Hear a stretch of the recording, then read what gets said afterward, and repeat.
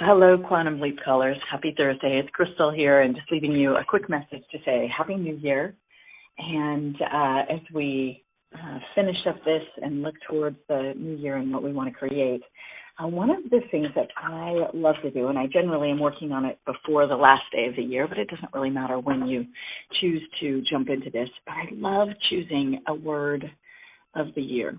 And it's interesting how that has shaped and affected and impacted and focused my year each year, when I can take a word, or perhaps a way of being, and then utilize that as a guide for my year, but also as a place to look to.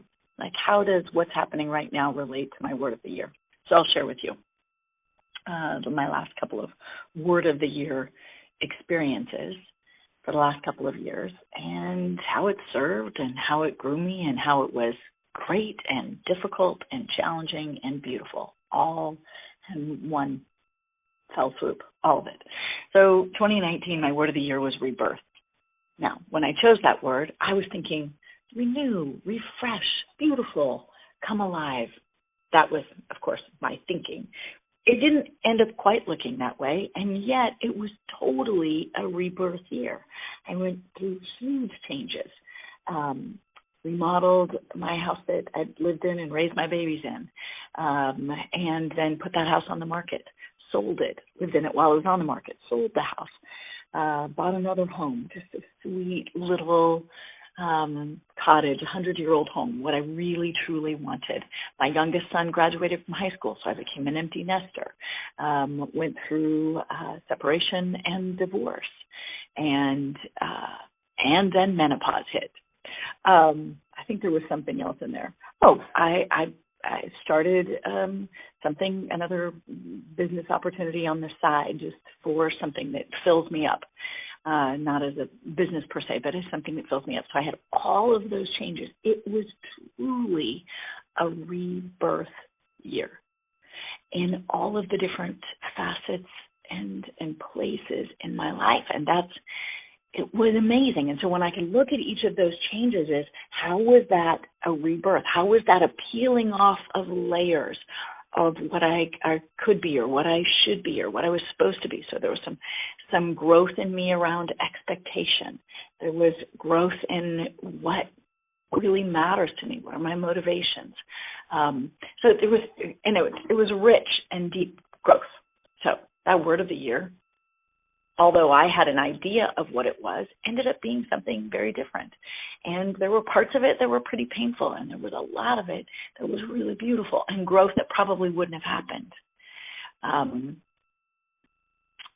in the same way had I not chosen that perspective on it.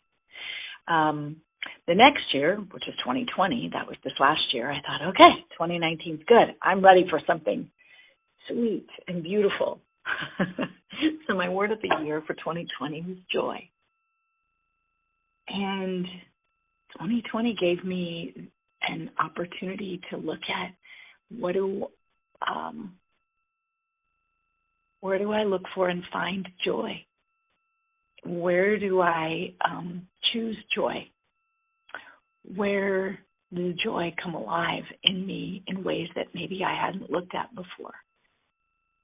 Where is there a sweet space of gratitude for what is, and how could that be joyful? So 2020, my word of the year was joy, and this was a rigorous practice in choosing joy this year. And I didn't always do it, and I think that's okay too. And I got to really know me and how I relate to joy. And though it looks different than what I was planning or expecting or wanting perhaps it to look like, it served.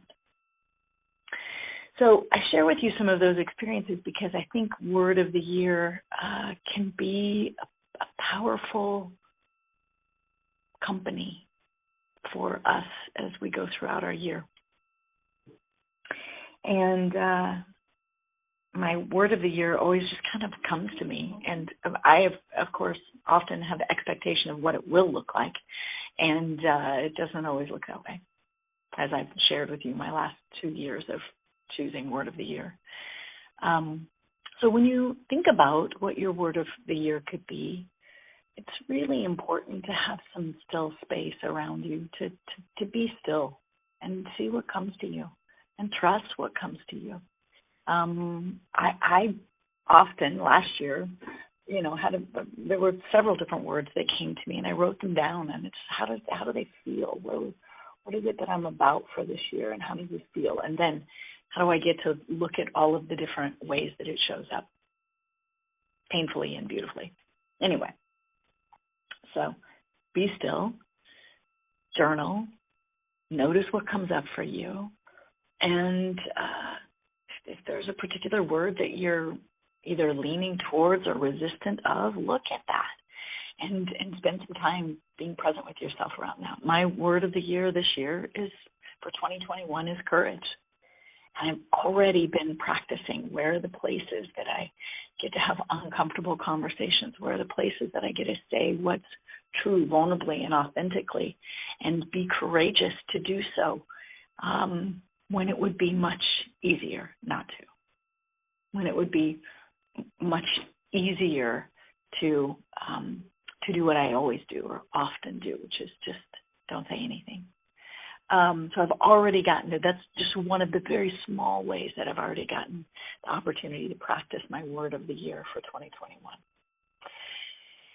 And I share all of this with you because perhaps there's a word of the year that could support you this year, that could support you in deepening your personal growth experience. And this for sure shows up in our Mary Kay business, because there is nothing like a business in Mary Kay to really flush up the places where we have opportunities to grow. And so your word of the year can support you in that. All right, you guys, Happy New Year. And may 2021 be truly beautiful for you. Much love. Hugs to you. Bye-bye.